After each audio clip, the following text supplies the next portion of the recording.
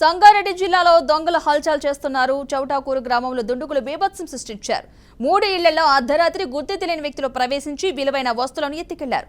శంకరయ్య ఇంట్లో 1,80,000 నగదు, 2 తులాల బంగారం, యశోద ఇంట్లో 2 లక్షల నగదు, 2.5 తులాల బంగారం ఆభరణాలను అపహరించారు. అంతేకాకుండా రాధయ్య ఇంట్లో 2,30,000 రూపాయల నగదు, 3 తులాల బంగారం ఎత్తుకెళ్లారు దుండుగులు.